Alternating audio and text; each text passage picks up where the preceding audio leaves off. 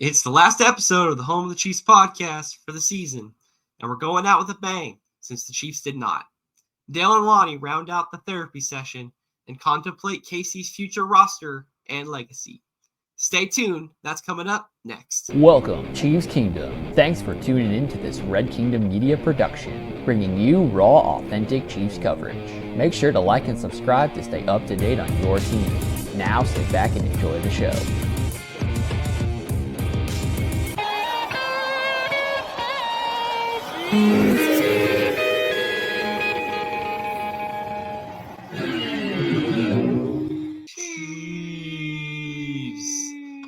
It may be a sad one, folks, but we still got to rep Chiefs here because it is the Home of the Chiefs podcast. It is the season finale episode.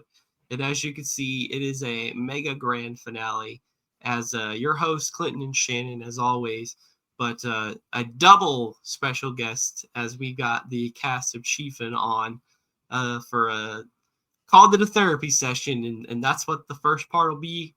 But after that, we can kind of be a little more optimistic or start talking history, however our minds are thinking. But just to kind of say, how are you guys doing? How are you guys feeling overall? And, just happy you guys are on to get your opinions out. Yeah, I mean, definitely bittersweet. Definitely didn't want to go out like that. But like I was been saying all week, the sun will rise tomorrow. And sun has risen a couple days removed from this now. So it's definitely a bittersweet taste, sour taste to your mouth. But all in all, still a great season. Just didn't end the way we wanted it to. Honestly, I'm fine. Got over it. I'm a good sport. And, it is what it is. You take these losses to the chin. And you know what? You tell them, this is what you just tell the rest of the league. You still got to catch up. So it's fine. We'll just be back. Catch up. We got a head start. I'm fine with the head start. So yeah, it's gonna be a therapy session, but it's gonna be me still boasting about this phenomenal franchise that we have right here. Yeah. I definitely did not have a pleasant feeling afterwards. For the viewing audience watching this on YouTube, it has to be said, I'm the only one who is repping the Chiefs gear for this episode right now. And if you looked at me any other time prior to this podcast, it was not a pretty sight for me. I had to just kind of stick to some other sports and kind of go off script for a couple of days just to kind of have a refresh. Dale and I kind of talked about this offline before that, sometimes after a tough loss like this, I just got to forget about football for a little bit. Just can't be in the scene for a while. So that way I can be refreshed and ready to kind of approach it from a better perspective. Because, we'll get into it. The first segment in this episode, I titled it "This Hurts," and it does. This Jalen Hurts also is the cause of that. And the Philadelphia Eagles, they whooped us. There's no denying that. I'm not selling them short or anything. They did beat us. It's not like the Chiefs just gave the way or the referees or anything like that. I'm not making excuses for this team. They came into this game and we're not prepared. We're not ready. And they just got, completely stomped on Super Bowl Sunday. So now we just kind of have to digest this feeling. We've seen it before, just not in this, kind of resemblance of it. We obviously lost the Super Bowl 55, and we had the year where we lost the AFC Championship game the year before that. So we're used to, having to stomach some postseason heartbreak with under Mahomes. We're not immune to that pain. But I know for all of us, we definitely did not see the nature of this defeat coming. So we're kind of just going to go around the room here. But how did you feel about this game? How was it like watching it? And what are your impressions of that gut-wrenching negative feeling that you had? It was all in all a very bad game. And honestly, I did not enjoy watching any of it. I can just say that because really there was nothing to be excited about except for in the very last part of the fourth quarter. And by that point, I was checked out. I was done. I was ready to go to sleep and accept the loss. And I was very sad for probably 24 hours, and then I got over it. I have watched this team for a long time, and I've seen so many heartbreaking losses. And this is one of the most heartbreaking losses I've ever seen, because there was a lot on this. It was so much staked on this game. And I think that pressure broke this team. And we were seeing it all season long. We were seeing little bits and pieces of this team being very fragile. And it came down to the last point at a lot of these games where it was a miracle that they won. So I wasn't really surprised that they didn't show up, because I felt in my heart oh yeah, this is another game. Oh, it's gonna be fine. They're going to do what they do and come out and win, and it's just gonna be magic. But no, that's not how life works. That's not how the NFL works. You have to work for these games. And I think that this team, they didn't come out and they didn't work for this game. They thought it was going to fall into their lap, just like I did, and just like everyone else did. But no, they had to work. And obviously, Philadelphia worked a lot harder than they did to beat them. So they're going to have to work a lot harder next season to do what they did again. And if they want to actually three-peat, it's going to have to take a lot of work.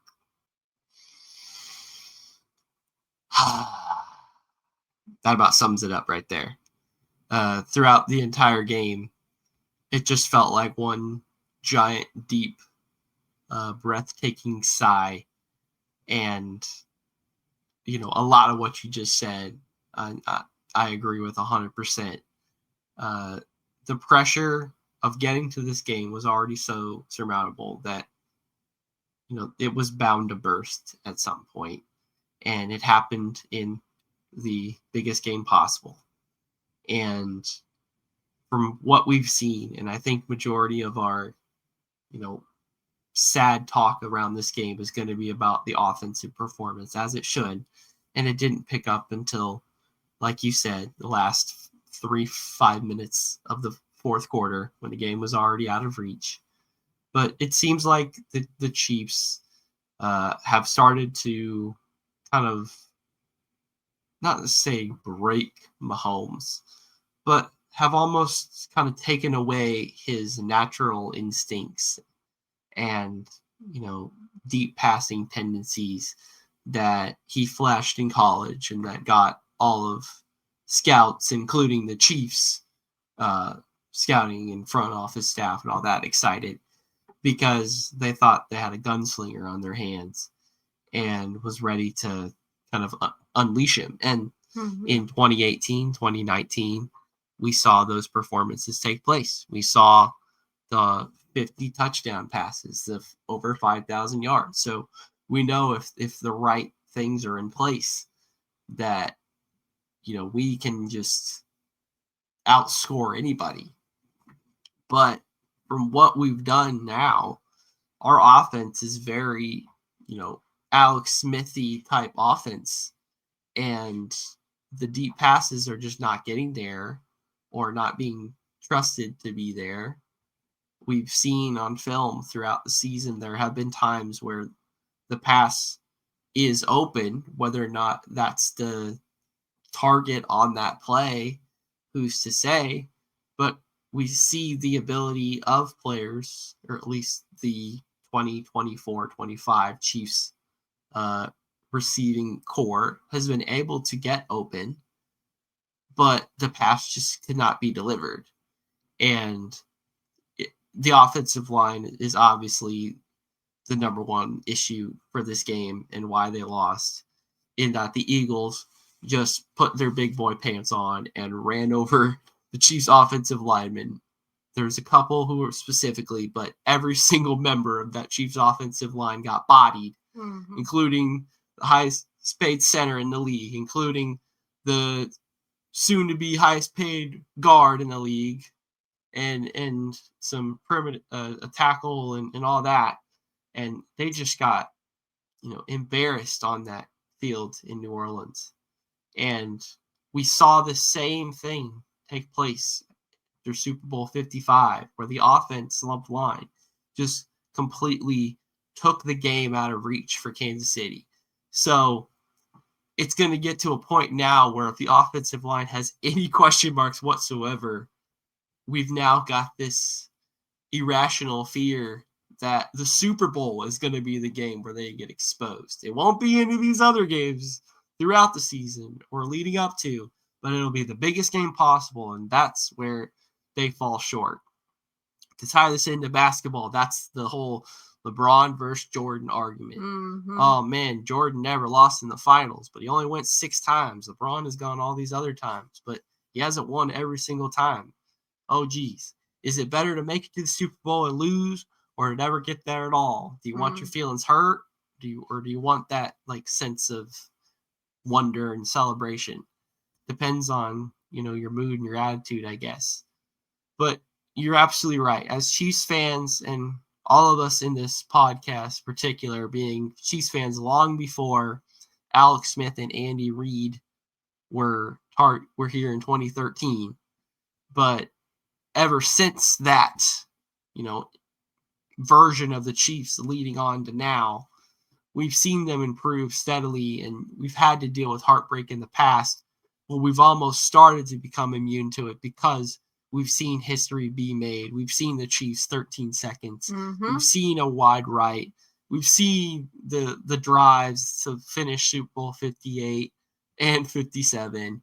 We've seen the Chiefs do these miraculous things that you almost do come to expect them. And when they don't happen, it does feel cheated. Yeah. And I agree. You're the fact you got over 24 hours, congratulations. It's still sunken in me because they were, this close to history, and now I don't think the conversation ever gets talked about unless, all the Eagles now or whoever else contender. Yeah. But it's embarrassing. Not because, as fans we should be embarrassed for this team, but just for the fact that the Chiefs were embarrassed, and all the haters and doubters and trolls that just wanted to see the Chiefs fail got to. They got what they wanted. They got to have their victory lap. And now it's time for us to kind of dig up the ground, plant new seeds, resoil, and start a brand new season again. Work our way all the way back up the mountain because, you've taken for granted that you were at the tippity top and that no one can touch you, and you can always kind of maneuver and BS your way through the circumstances. At this point, that's long gone. There are some capable NFL teams. There are some capable quarterbacks and defenses and rosters and all these things where the NFL gets competitive more and more every year. So you can't expect this anymore. And now as Chiefs Kingdom, we cannot expect the Chiefs to always and every single time win the biggest games at the right time. At this point, we could say, okay, the worst case is an AFC Championship loss, and it's either to Tom Brady, who's not in the league anymore, or it's Joe Burrow. So, okay, that is a measuring stick. If we start falling short of that, then maybe you could start raising some more red flags again. But we've given ourselves a new floor that we can expect. But because that floor has been raised, the fact that we did not touch that ceiling still hurts as much, even though the fall back down isn't as high up or as big of an impact. Because we got used to and that taste of success, yeah, it does kind of just poke a little bit harder, even though like we still have so much to be grateful for. And that's what the next segment's for. But this one right here is for all the, just get out the bad thoughts and start moving on, start getting positive and moving forward. Yeah, so definitely was not one of the best showings. Not what I wanted to see leading up to the game whatsoever. Especially them coming into the game. The Chiefs definitely got punched in the mouth to start the game off. But like you said, being a Chiefs fan for years and years before we had Mahomes and years before we had Alex Smith in 2013, we had suffered a ton of just heartbreaking playoff losses. Which was like really what I grew up off of. So it wasn't it hurt, it stung watching it. And it was really, really bad. But I wasn't gonna let it make me question my team or question what we had going on. Maybe in the moment, maybe when as the points were getting scored and touchdowns were getting scored, I'm like, man, this is looking bad. It's kind of getting out of control. But eventually, everything must end, and you kind of got to find there's always a light at the end of the tunnel.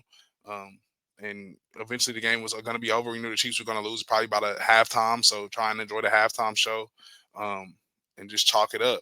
But I don't want to say that it made me kind of question Mahomes as like a quarterback or question legacy as far as where the Chiefs are. I know that the Chiefs didn't obtain or do or have the three-peat or do what everybody wanted them to do.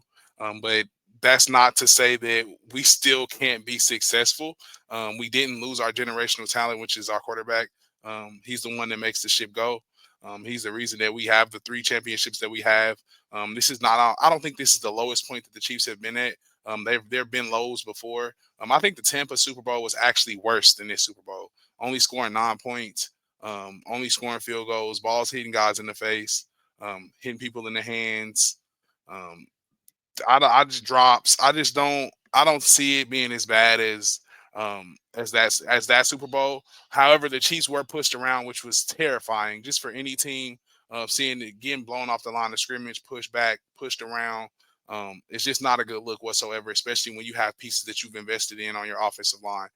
But I've spoken about it before to you and Dale on many occasions where the offensive tackle position on the Chiefs has been a revolving door since Mitchell Schwartz and Eric Fisher. We've spoken about it on numerous occasions. It's been brought up, and I've talked to you guys about how I don't like it. It just happened to come to fruition in the Super Bowl. We get down to a no tackle. We end up having to slide our guard out to tackle. Something that we ended up figuring out when Orlando Brown was here and he ended up getting hurt. We like, oh, this guy can play tackle, and he actually played at a high level against Trey Henderson. And they had 2 weeks to game plan. I mean, if you give 2 guys 2 weeks to game plan for a guy that it doesn't have long arms, his original position is guard. It's the NFL. So I think the Chiefs were just kind of the brunt and kind of felt all of that. That all came to a head. So I'm not gonna try and just bag on Joe Tooney or bag on the offensive line, but the Chiefs definitely got pushed around and beat up, to say the least. But I'm not going to question Mahomes' legacy. I'm not going to question Andy Reid. I'm not going to question just really anybody as far as the players in that organization. I know they played their heart outs. They try hard. However, I feel like the Chiefs do have some things that they have to fix and have to address. And this game is going to help them address those things, such as the offensive line. That's, like I said, been a question since Eric Fisher and Mitchell Schwartz left. We should have been had resolved, especially when you got somebody making $400 million playing quarterback. And then Mahomes, I've spoken to Dale about this off air. I think he has a turnover issue. He didn't really turn the ball over at an alarming rate really throughout his career. Until these past 2 years, it has become an issue, I think, to me. Turning the ball over, throwing the pick six, and then throwing the ball and turning it over on your 14 doesn't help either. So if you want to win a football game, that's not a way you win a football game. It's by turning the ball over. Jalen Hurts did it once and you did it twice. And basically gave him points both times. So I feel like we got to get that issue fixed. And then I think everybody keeps saying it's a issue with play calling, but Andy Reid is an offensive guy. So if you think any plays are coming through that headset and Andy Reid ain't saying okay to us, you guys are crazy. So he's definitely okay, and he's definitely giving the green light. So people can blame it on play calling or whatever, but I feel like we got to get some more continuity. I don't know if it's accountability thing in there or what. I feel like we need Eric Bieniemy back. I tell Dale, I think we need a little bit of what we had in the Indianapolis game a couple years ago, where him and Mahomes kind of got into it. Somebody to just kind of get the reins back on Mahomes. I feel like he's just kind of doing whatever he wants to do, and we kind of seen a little bit of that this year. Some of it is good. You take the good with the bad, but this is just the bad. So shout out to the defense. They play good. It was a heck of a season. I was sad and I was hurt for the boys, but like I said to start off the episode, the sun will rise tomorrow. We will still be here, and Mahomes will still be here. We will eventually get back. We don't know when, and that's why we say cherish everyone. But I'm not gonna say this makes me question my Chiefs fandom. I'm still a Chiefs fan. I still love the Chiefs. Still love Mahomes. And I know that the boys will end up mending their problems and getting back. But it's going to be a masterclass to see how they work this offensive line and what they do in free agency, because we got some holes and some stuff we need to fix for sure. I'm not happy with the performance at all. I think it's fair with what all we are seeing. It was a horrible game. It was a horrible game plan.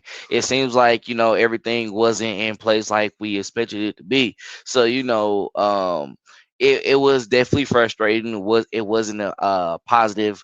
It wasn't nothing really positive out of the game I think you could take from, other than that deep pass to Xavier Worthy at the end of the game. It's like, okay, that's something that we can see in the future. Maybe when Rashid Rice is back and you have a better offense coming into that. But it was horrible.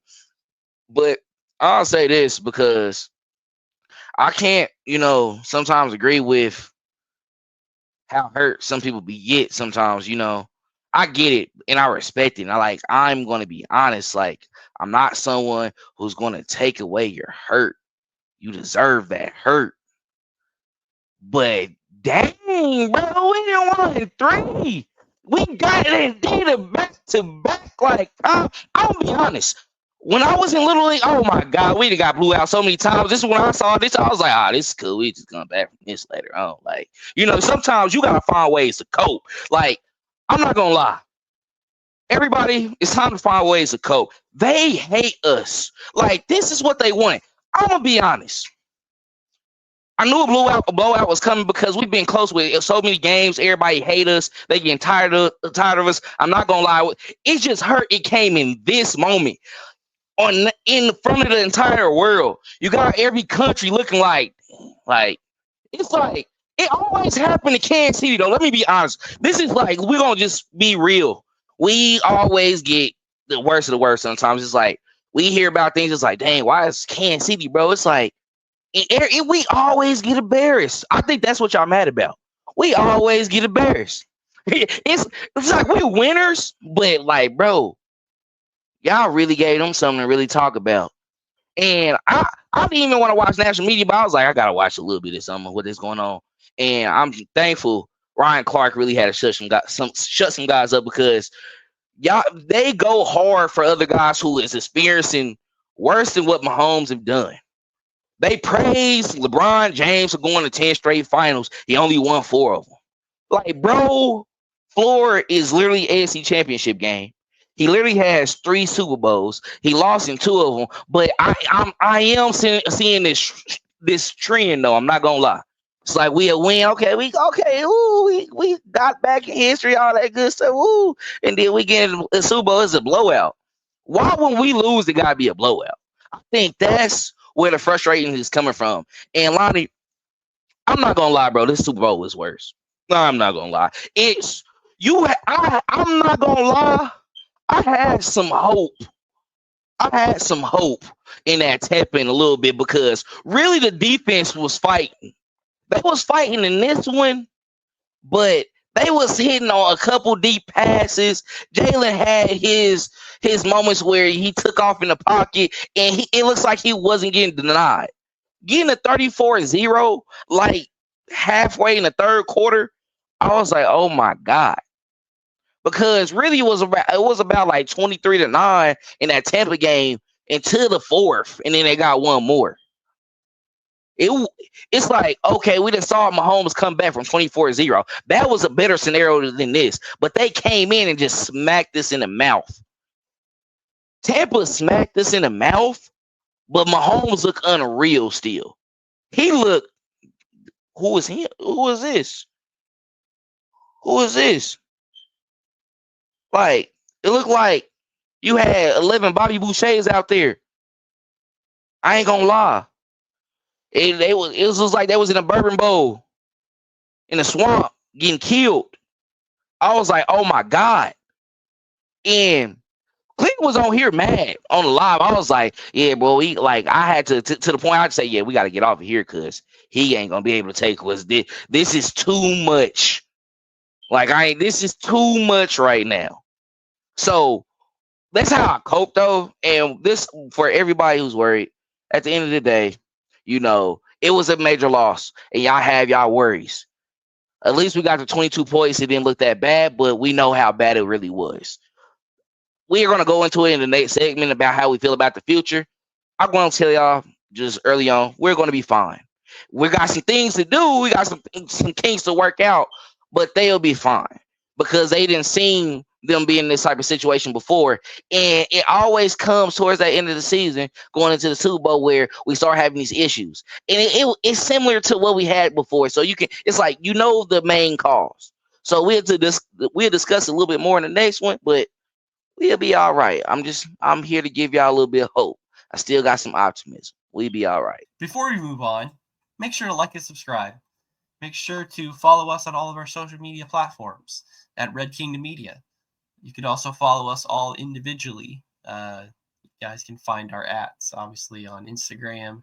But we're all over the place. If you want to follow us individually, make sure you're subscribed to us on YouTube and liking and commenting on all of our videos. If you want to turn the notification bell on so you know we're posting a video. If you think, oh, the season's over, so that means you guys are going to be a dormant channel. In fact, arguably, we almost ramp up the content twice as much once we get the off-season time, because there's a lot more time and flexibility, and you guys get to see a lot more personalities here on Red Kingdom Media. So if you thought, oh, well, the season's over, so might as well move on, then this is not the channel for you, because we've got content all the time. So if that is what you're into, then make sure you subscribe and follow us so you don't miss out on when we post something. Would you like to be on a future episode of the Home of Chiefs podcast? If so, you could fill out the form in the description, and maybe we'll even have an off-season episode. And if that goes well, maybe you get on and have your own content at some point at Red Kingdom Media. Who knows? Get your foot in the door. But in any case, if you want to talk about the Chiefs, the Home of the Chiefs is a good place to start. Maybe you like written content. Maybe you want to subscribe to our Substack. And again, you're thinking, oh, the season's over, so that means there's not content. Nope. There will still be content. There will still be free stuff on our free membership. We'll still have some paid content on our Substack while we figure out what we want to do this off season and how we want to approach that stuff. But if you are a Chiefs football reader and you like to kind of go into film study and kind of dig into some extra stats that you maybe don't see all the time on video or audio, and last for my ad reads, I got a plug. We got shirts, we got merch. We'd love for you to get your hands on one. Message anybody on the crew, and we would love to get an order set up. We love these shirts. You got to have something to rep. If you're not going to wear the Chiefs during the summer, then make sure you got some Red Kingdom Media merch to rep instead. So that officially brings us, I didn't give topics for this podcast, but now we're on to hopefully the lighter side, the more optimistic side, your preferred side, the conversation you'd rather talk about instead.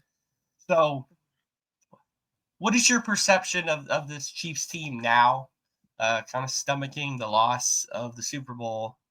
And how do you think they react in terms of like roster construction?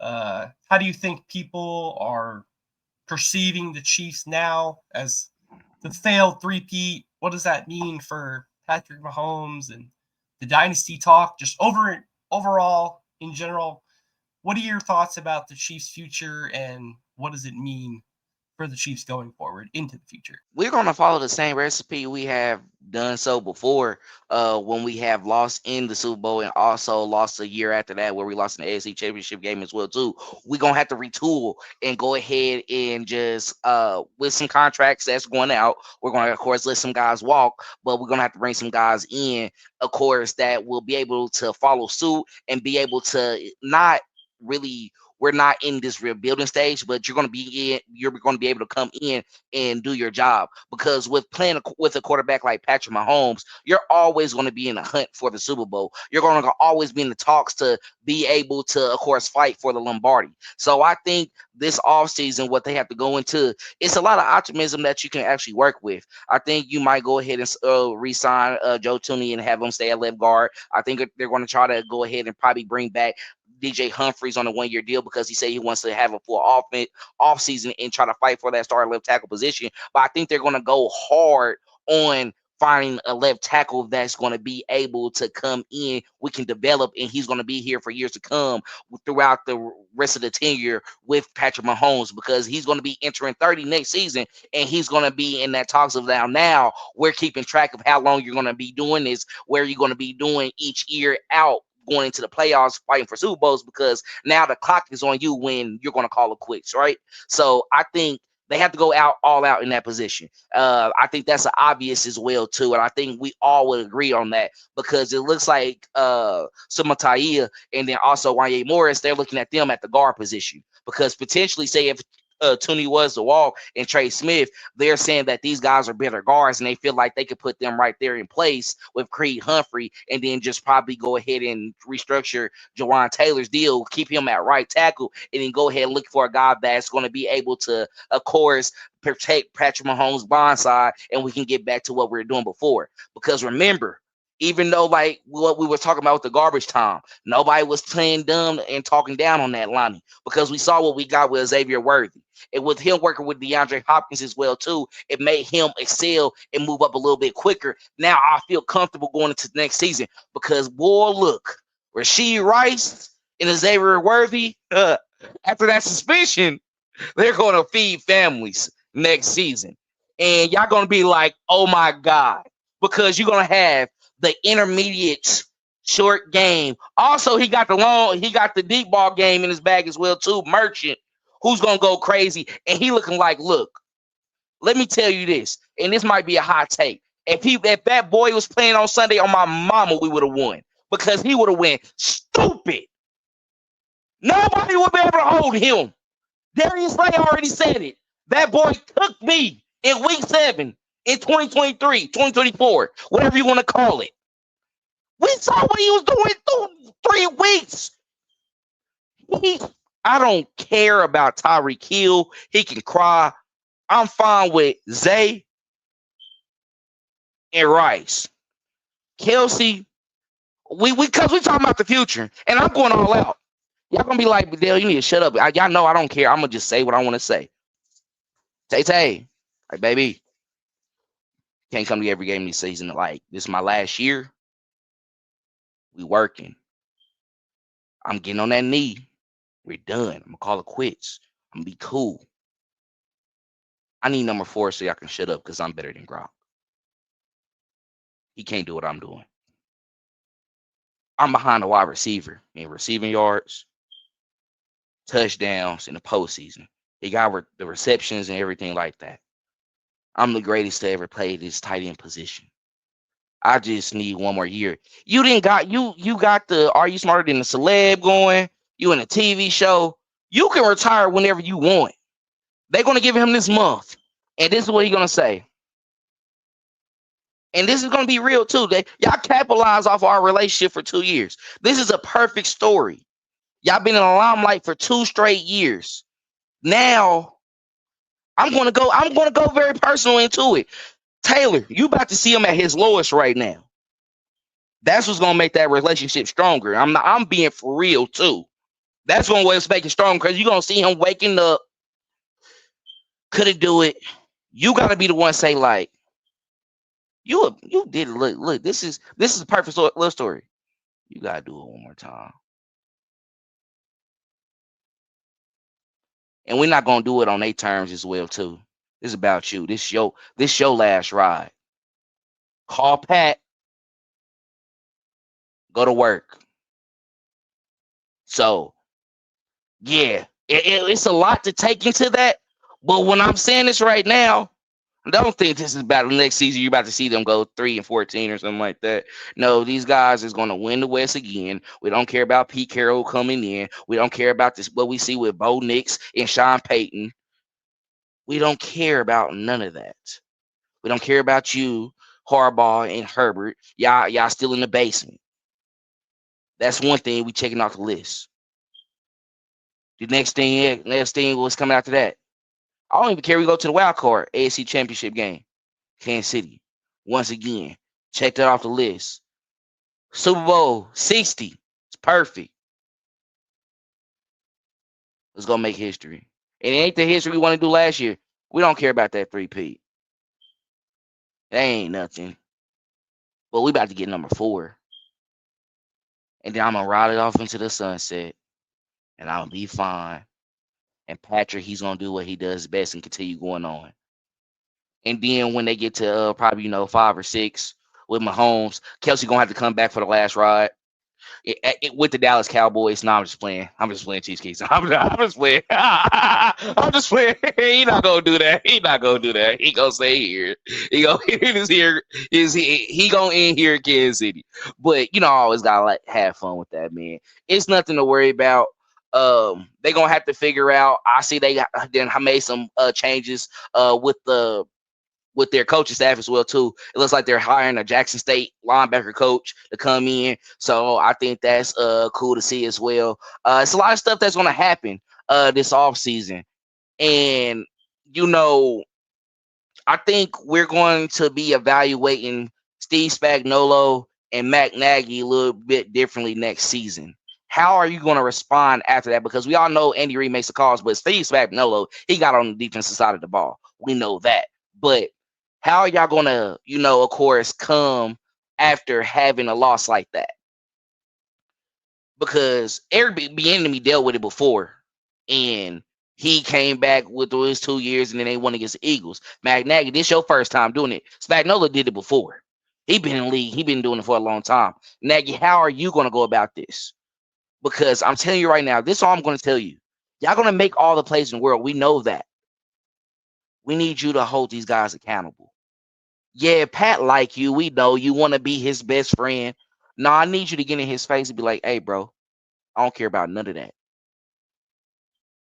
Sterling, Silver, whatever. I don't know. All of them like, hey, we're going to have to pull some Tom Brady. I talked to y'all in the offseason when the season start. Everybody get mad when I say that. I'm not being mean, though. We got to get another one, Pat. Like, hey, but look, you ain't got to do what Brady gonna do. We don't do that. You don't ruin your marriage for this. Don't do that.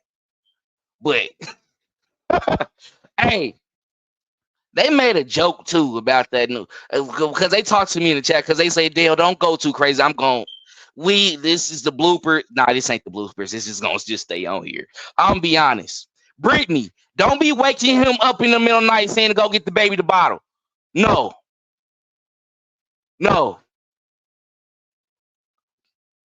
March through when they go back to OTA, nah, he can cool. He up into August.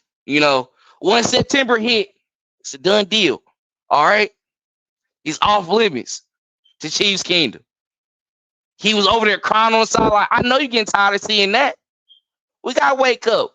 I'm just. This is a therapy session on this one as well too. This is what needs to be done, though, y'all. This was really what needs to be done, and I think we'd be all right. But overall, just to go ahead and wrap it up, put a bow on it. I think truthfully they can make a lot of adjustments. I think they're going to go hard within free agency, but we're going to see a lot of guys walk. So it's going to be sad to see Bolton probably go away. Trey Smith might get a bag with the Bears or the New England Patriots, depending on that. I hope we can fight for it. But I think how we retool this roster, we need to be strong, and I think we need to fill these holes before the draft as well too. Because if you do want to try to move up within the draft, I think you need to fill in the holes that we need right now. That way, we was like, okay, we got starters right here. But if we want to go hard for that left tackle and really just go ahead and just oversell to do it, let's fill that up with youth and also maybe some guys who come in. We know that they're going to be ready to take. We're going to be ready to go in the next level with that. But hey, oversell. Hey, I'm trying to move up into the top 15. Who gonna do it? So I mean, a lot of people have done it, man. I mean, we didn't build from that. Veach, we did it your way for a while. Let's try this. Who knows? But I know you're not in the game to do all that. But if you can, and he's gonna be generational, and you know he's gonna be with the Chiefs up for 10 plus years, and that's basically the rest of Patrick Mahomes' career, go ahead and do that. And that's all I gotta say. Yeah, so I mean, where do we start? I think the list is a laundry list of things for the Chiefs and what they need to do. What the offseason looks like, I do not know. But I will go on this. I will say, we know that we have to switch up our offensive line. We know some guys are going to get a bag. We know Trey Smith is gone. We know Justin Reed is gone. We know guys to the likes of Nick Bolton will probably walk and also get a bag as well. So you have to supplement with talent at that position, or kind of just throw bodies at the position. It sounds like they have a plan if Joe Tooney and Trey Smith are to walk out of the door. It looks like it was going to be Kingsley Suamataia and Wanye Morris getting tried at those guard positions. Until then, I feel like we just gonna have to see what the Chiefs kind of have and what the rollout is going into free agency. However, I feel like if they do the DJ Humphries deal, then they're not gonna go out and try and sign anybody from this upcoming free agency market. I know guys like to the likes of Ronnie Stanley are out there on the market, and I still think that Laramie Tunsil is possibly out there for it to be acquired by trade, but he didn't have that great of a season either. So I don't really know what the Chiefs' plan is as far as left tackle goes, but I will say if Trey Smith walks out of the door, I think that they do move Kingsley or Wanye to the guard position, and then they go and try and get a guard. I mean, try and go get a left tackle at a decent price point. They can come in and play at a high level to where they can kind of be a stopgap for whoever they are to go get in the draft. My plan all along has been to throw bodies at that position in the draft, and I think the Chiefs are going to try and move up. How far they get, I do not know. What the tackle market looks like in this draft, I do not know. I think this offseason is going to have to be a masterclass by Brett Veach and his scouting staff on scouting the players that just didn't work at certain positions, or the first round picks that are just not panning out. The Cam Robinsons, the Laramie Tunsils, the Teron Armsteads, the guys that are just not on teams that they need to be in, kind of older guys in that middle crossroad in their career where they kind of looking to win at championships, and they're just kind of tired of bouncing from team to team and trying to find the biggest check. So I feel like it's going to have to be a masterclass of due diligence on that side of the ball as far as when it comes to the free agency market with left tackles, and when it comes to the draft and undrafted free agents, because you can strike iron at any of those positions just as far as in that market. It's not a high rate of success.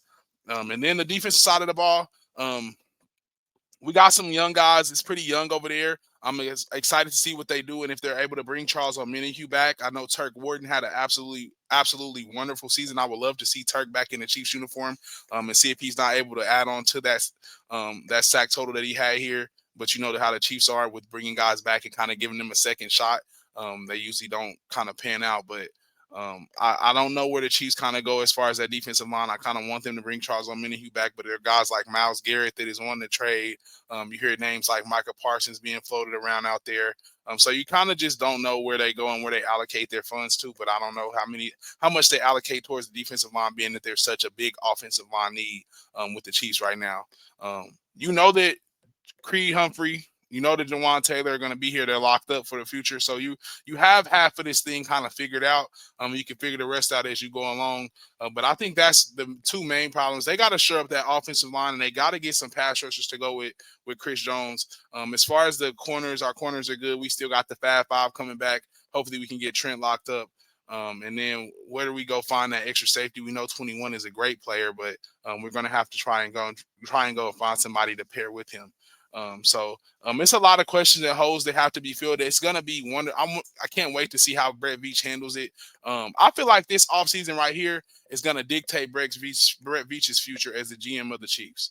You lost one Super Bowl, and you were able to mend the problem. You were able to go out and find Joe Tooney. You were able to go out and find Trey Smith. You were able to go out and find a Creed Humphrey. You were able to go back to the Super Bowl and go back multiple times, go win back-to-backs. You were able to draft guys like Nick Bolton. You were able to find guys like Trent McDuffie. You were able to find guys like L'Jarius Sneed. So it has been done.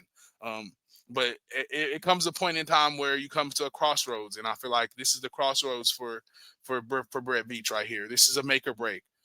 This was a legacy-defining game, and the Chiefs got smacked in the mouth off of a roster that he built, and it was nobody else's hand in doing. So he has to make the right moves and move the right pawns. He has the ultimate say right now, and it's going to be amazing. When I say amazing to watch, to see how he bounces back, because like you said, when the ball drops in August, all eyes are going to be on that offensive line.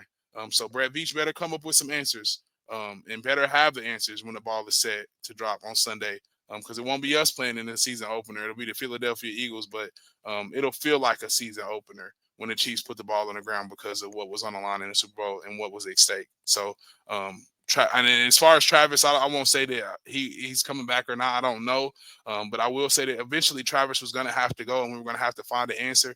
And I don't think anybody wanted to see number 4, but I think number 4 is going to be the answer if he does walk away. So, in barring the suspension, I think we'll still be fine. I love the future as far as our wide receiver core go. Anybody that comes in that room is going to have to compete for the position, because we have 2 dogs in there now, and 2 that we haven't seen.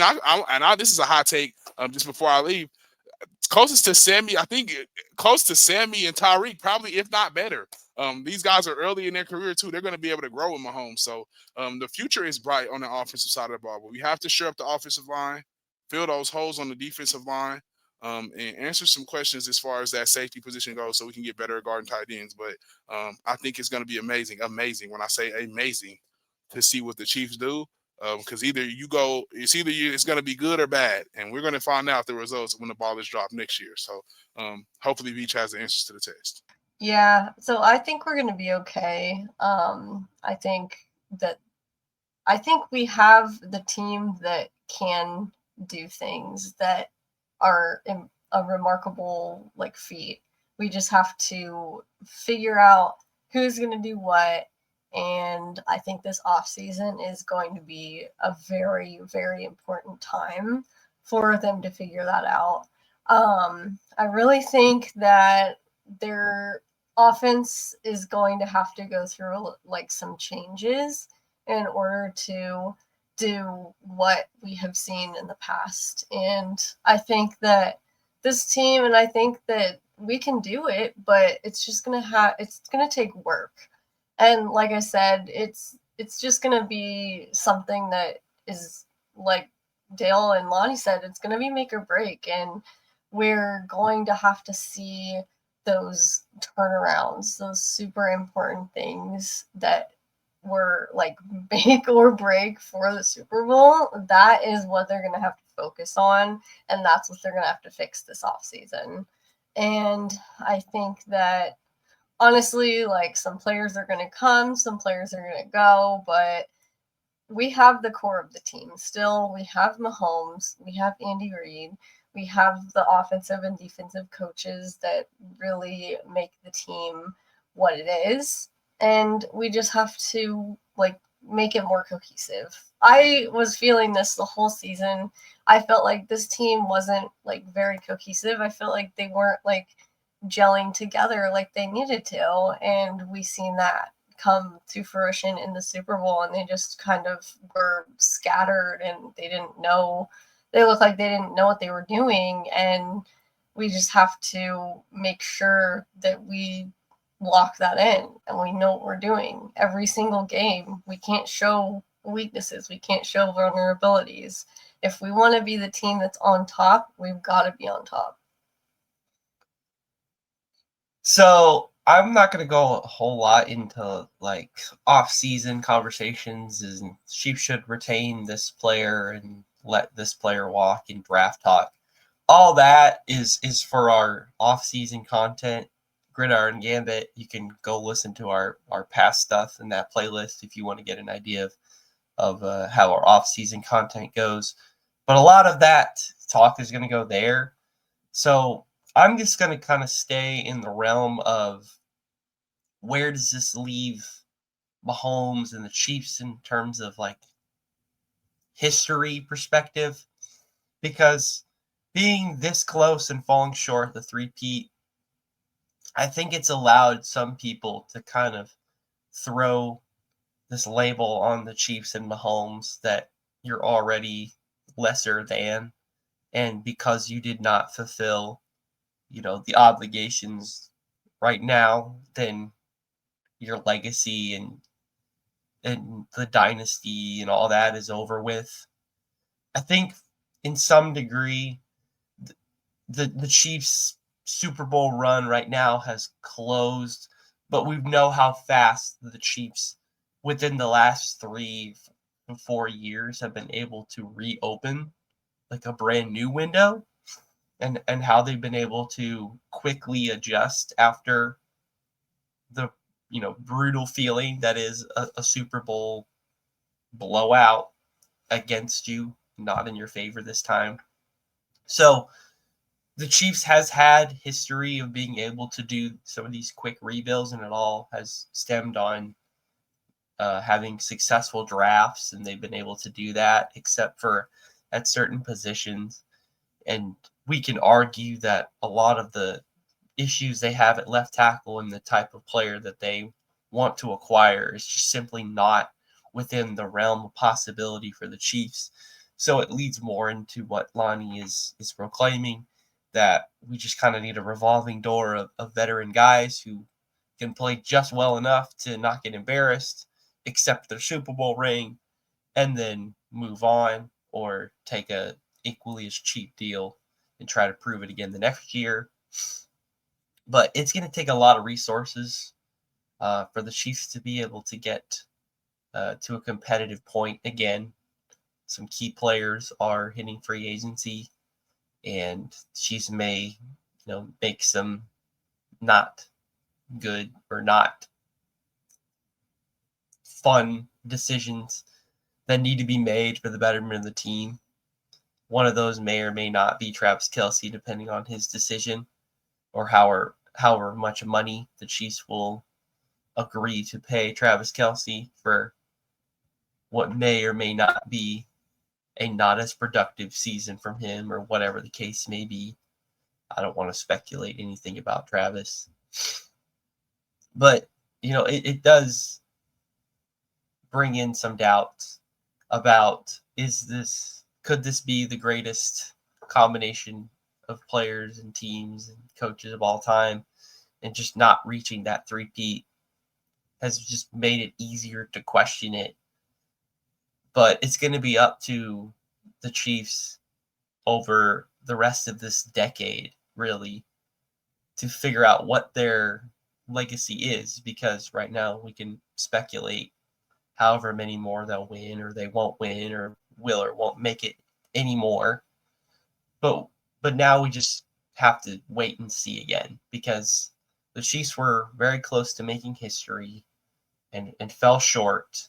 And now they have to stomach what every other team in the NFL who didn't win the Super Bowl last year is facing, that we've got a lot of holes in our roster. We've got a bunch of blind spots to our game plans and all this other stuff. So as much as Chiefs Kingdom does not want to stomach a loss and this sensation of embarrassment, Andy Reid has said that some of these tough losses work in favor for the Chiefs. And sometimes in life, we have bad things happen to us, and we think, this is the worst thing ever. Why did I have to experience this? And then years later, with perspective and time and growth and tenacity, you look at it a little differently and you're able to appreciate it, even if it was shortcoming or traumatizing or whatever the case may be. So we won't know until next season whether the Chiefs use the motivation for the Super Bowl 59 to be able to kind of go against the grain and be able to make it and possibly win next year's Super Bowl, when we've seen a lot of Super Bowl losers have that hangover. The Chiefs had that same sensation after Tom Brady in Tampa Bay. They did not make it to the following Super Bowl. Joe Burrow and Cincinnati Bengals did. So not sure if that's a routine where we're going to give somebody else a shot. But, I just know that Patrick and Andy have to feel, some type of way about this game. And they just wish that they could line up and start the 2025 season right now and try to work towards the next year's Super Bowl right now. Mm-hmm. But they have to kind of just live in the present right now while they slowly figure out and piece each and every piece together for what the future Kansas City Chiefs teams look like. But that's a lot of moves, and there's a lot of offseason, a lot of weeks of offseason to go around that. But we just wanted to give us all a chance to kind of regurgitate some thoughts and feelings about this game and how we're all kind of processing through it. Some of us a little more positive than others, some a little more grain of salt than others. But overall, I think what you have to gather from this is that we all believe that this Chiefs team can still continue what they've been doing. It will just look and feel a little differently, but they still have the makeup of what they've had before and still been successful. So the thing is in place. It's just now time for them to do the thing. Yep. And we've officially done the thing. We have made it to the end of this podcast. We appreciate each and every one of you who are tuning in tonight as this is going up, or whenever you're watching this afterwards. We appreciate your time. We appreciate all of you for hanging with us this season. Yes. Hanging in there for this episode, getting through, the good times, the bad times. For Chiefs fans, we've been experienced to both of them. Red Kingdom Media in particular has not been exposed to some bad feelings or bad events to process. So we all get to experience this trauma together. We wouldn't have it any other way. Yep. I hope you all try to process through the rest of your week. Try to have a good weekend. Think that the next year is a mere month away, and you can think about the next year's team and working towards that next year's Super Bowl. But that is all the time we have for you. We hope you all enjoy all the time you have. Try to make the most and be as positive and uplifting as you can. And with all that being said, let's go Chiefs! Thanks for checking out this update straight from the heart of Chiefs Kingdom. We appreciate your passion. So please leave a like and follow us wherever you tune in from. See you next tailgate, your trusted source for all things Chiefs, Red Kingdom Media.